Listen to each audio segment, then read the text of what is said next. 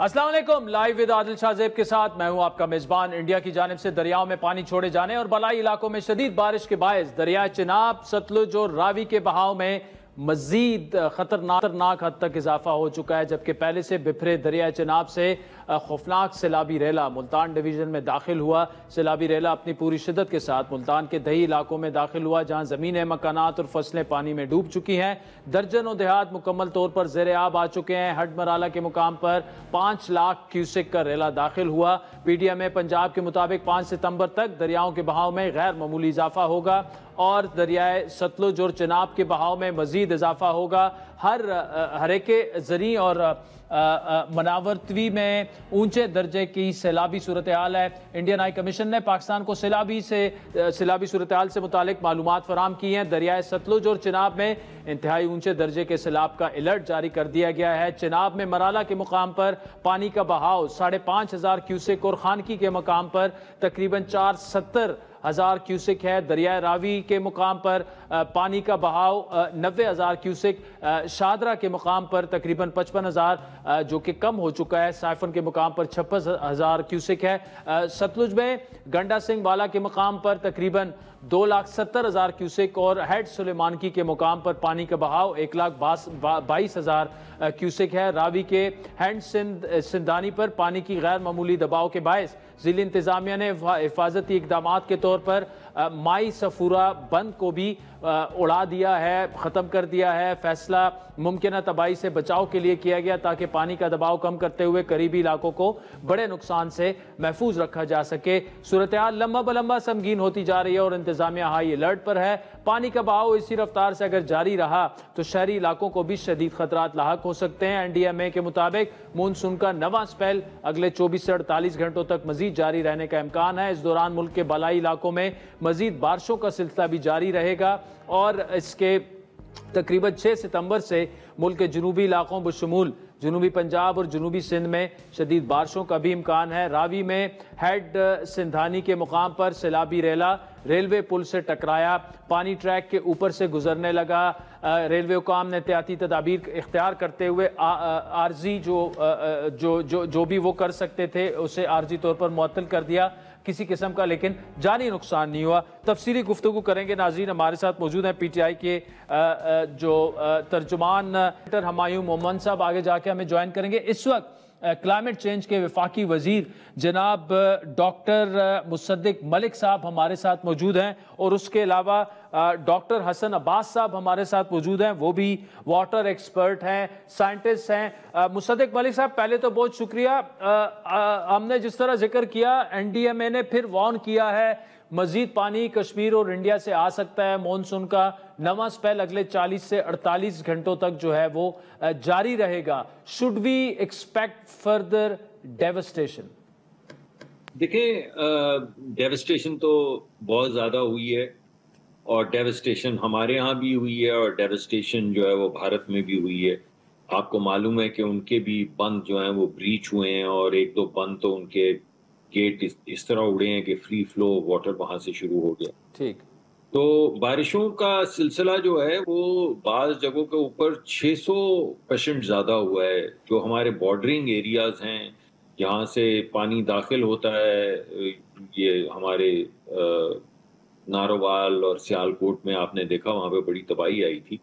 लेकिन शायद जो बात लोगों को नहीं पता वो ये है कि उसके नेबरिंग एरियाज में भारत की तरफ तकरीबन 600% ज़्यादा बारिश हुई और बाज़ जगहों पे 350% ज़्यादा बारिश हुई। तो इस दफ़ा 1955 के बाद ये चौथा बड़ा सैलाब आया है। तो ये यूजुअल सैलाब नहीं है जो हमारे यहाँ हर दफ़ा मानसून के साथ सैलाब आते हैं।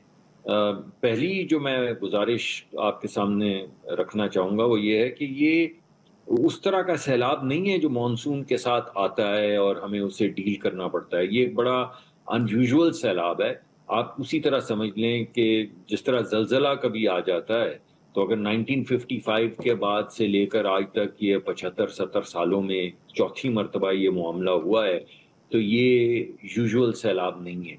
तो पहली तो ये बात है। अभी जो हमारे लिए बड़ा चैलेंज है, अगरचे कुछ बारिशें हुई हैं और अभी एक स्पेल हमारा चल रहा है जो चलेगा, अभी कुछ दिन और मानसून के ये स्पेल चलेगा।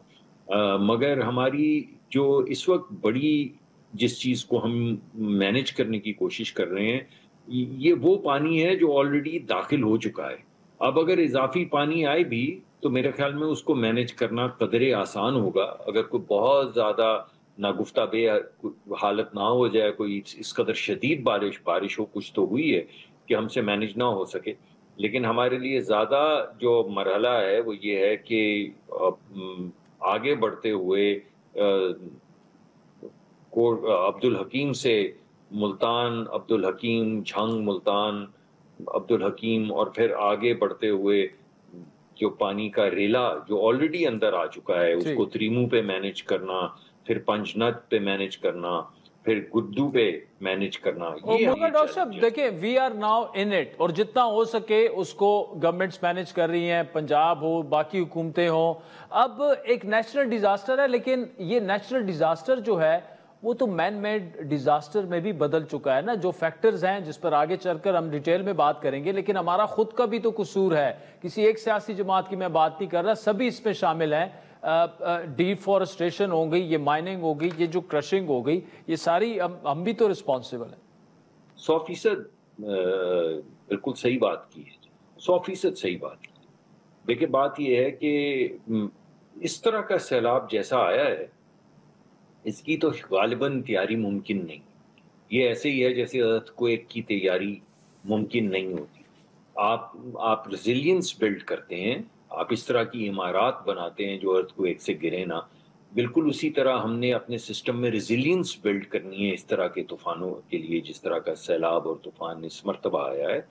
لیکن جو سیلاب اب آنے ہیں یعنی جو پریڈکٹڈ ہیں, یعنی جو ماڈل کیے جا سکتے ہیں, ان کے لیے جو تیاری ہے کہ اگر ہر سال مانسون نے آنا ہے اور ٹیمپریچر دنیا کا بڑھ رہا ہے اور اس ٹیمپریچر کے بڑھنے سے گلیشیئرز بھی تیزی سے میلٹ ہو رہے ہیں, اور گلیشیئرز تیزی سے میلٹ ہونے کی وجہ سے گلیشیئر لیکس بن رہی ہیں, اور گلیشیئر لیکس بننے کی وجہ سے بعض مرتبہ پانی کا اتنا پریشر ہوتا ہے کہ پہاڑ کو پھاڑ دیتی ہے. پہاڑ پھاڑنا ذرا ایگزیجریٹڈ سی ٹرم ہے, لیکن جس چیز کو لیک نے کنٹین کیا ہوتا ہے پانی کا پریشر بعض مرتبہ اتنا بڑھ جاتا ہے کہ وہ بڑے بڑے بولڈرز جن میں پانی کنٹینڈ ہوتا ہے وہ ان کو تنکوں کی طرح اڑا کے لے جاتی ہے اور بہا کے لے جاتی ہے.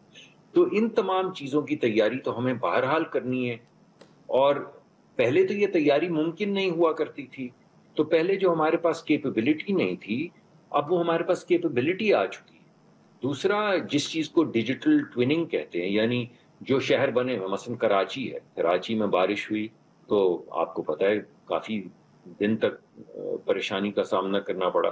مگر کراچی اکیلا تو نہیں ہے, لاہور میں بھی ہوا, باقی دیگر شہروں میں بھی ایسے معاملات ہوئے, بعض جگہوں پہ کم ہوئے, بعض جگہوں پہ زیادہ ہوئے. لیکن اب ہم ان کو ڈیجیٹل شہر یعنی شہر پورے کو میپ کر سکتے ہیں ڈیجیٹلی, اس کو ڈیجیٹل ٹویننگ کہتے ہیں.